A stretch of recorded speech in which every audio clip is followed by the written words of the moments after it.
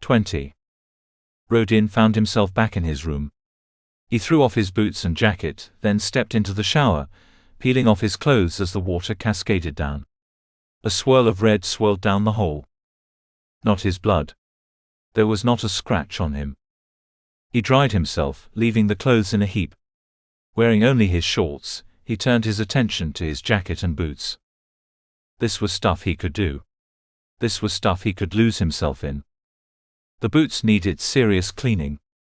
He removed the laces, filled a sink and let them soak. More red swirls. Then he used a cloth to wipe off the boots themselves. The worst, the larger clumps of flesh and blood had come off as he walked, but too much still remained. Rodin had killed a man. The man was scum. The man had tried killing Rodin.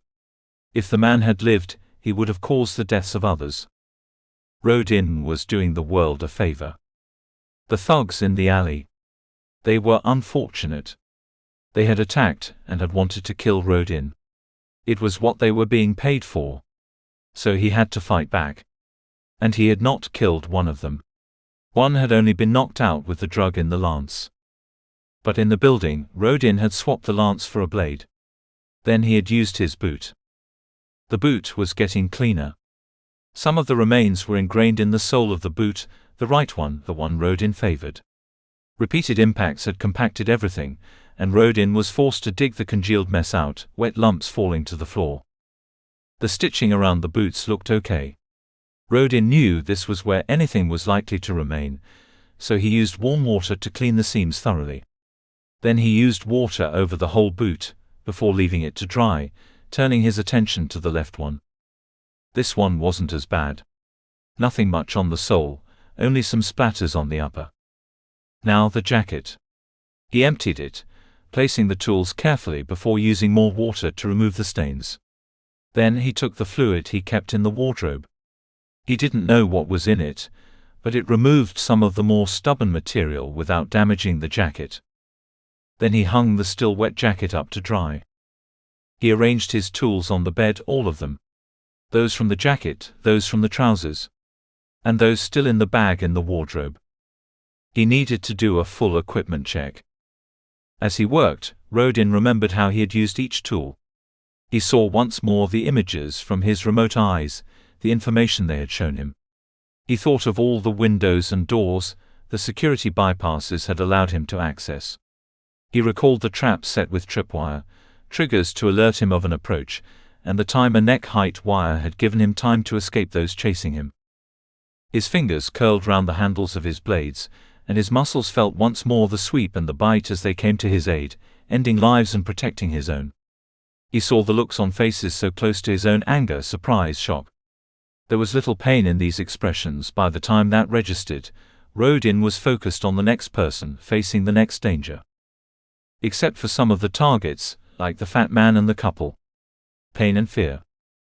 Rodin placed the final blade down and turned his attention to his lancers, checking the blade mechanism, checking the plunger, checking the needle. The end had to be as sharp as possible. He wanted it to enter skin with the least resistance, a pin prick at the most. He recalled another house, creeping in to hear the soft breathing as the man slept, his chest rising and falling. He felt once more the lance in his hand, the barely perceptible bite as the needle entered the man's neck, the pressure on Rodin's thumb as he sent the drug into the man's body. He waited a couple of minutes, only leaving when the chest stopped rising. Rodin smiled. That was the perfect fulfillment of a contract. The target had gone to sleep as normal, never to wake. If only they could all be like that. Some years ago, Rodin had considered keeping a log. He would calculate how many different people's blood was on each blade, track how many people he had removed, and how many he had injured. He would analyze his use of each blade, and decide which were his greatest assets. He was thankful now that he hadn't bothered. How much blood? Too much. How many people removed or injured? Too many. But he repeated to himself his usual mantra: it was part of the job. Most of the blood was from targets. Some was from those who got in the way, and could not otherwise be persuaded to step aside. And some was shed in self-defense. Today had been different. Today, Rodin had shed blood for another reason. He didn't even know what that reason was. But he knew what it wasn't. Sporif needed to be removed. He posed a danger to Rodin. If Rodin had not killed the man, there would have been another attempt on his own life. Later, possibly when he was not ready. A thought rose. Did Malice know Sporif suspected Rodin of entering his rooms? Was Malice even now becoming more wary of Rodin?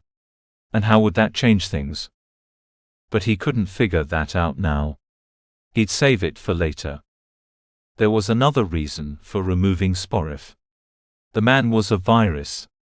It made sense to remove him before he spread his own destruction. But how much of that was a genuine reason? These future victims were people Rodin had never met. Sporif didn't care about them, and nor in all honesty did Rodin. True, he wouldn't use them in the same way. But they were lives separate from his. He had nothing to do with them. Rodin couldn't use future victims as a justification for his own actions. His reasons had to come back to himself. Either he was removing someone because they were a threat, or because it was part of his job. And in Sporif's case, the man was a threat. But Rodin had never killed in such a way. Yes, on occasions he'd felt anger, and he knew he'd stabbed too many times or used excessive force. But as far as he could recall, he had always been injured in these times. He had been fighting for his life. As careful as he was, there were times when instinct had to take over. It was either that, or give an opportunity to the opponent. But Sporif presented no threat after the gun had gone. He was already suffering, and Rodin held all the advantages. Rodin had not wanted the man killed. He had wanted the man mutilated. He had wanted to erase Sporif from existence. He had wanted annihilation. He had lost control. And Dream Paskia's words came to his mind. This is not who you are.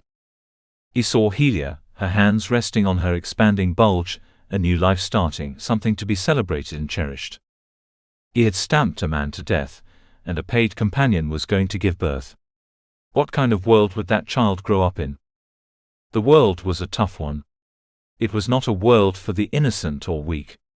It was a world where you needed protection, either from someone else or from yourself. He projected images of a possible future in his mind.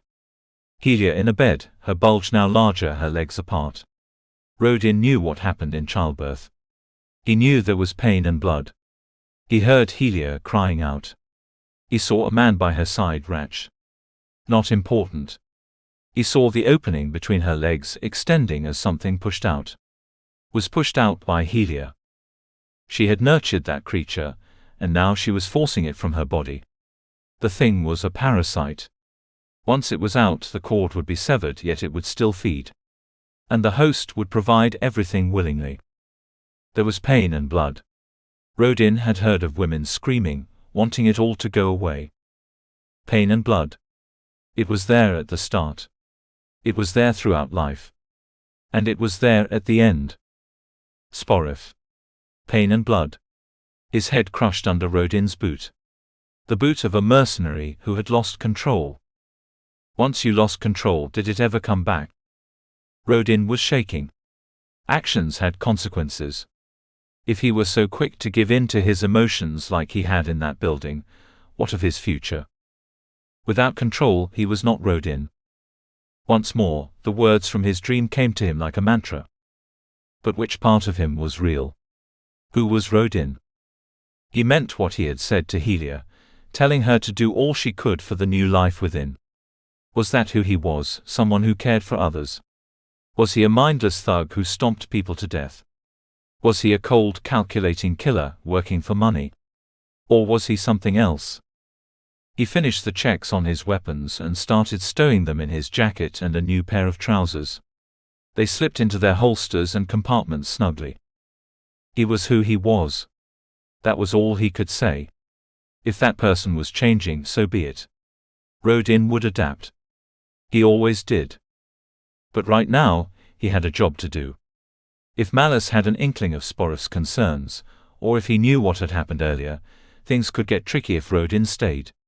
He still had his contract at the moment, and he needed to focus on that. He needed to find Ratch. And that at the moment was perfect. It was something he could focus on. Ratch had run away. Things were getting tough, and he had headed north. Rodin would follow. Things were getting tough, and it was time to do his job.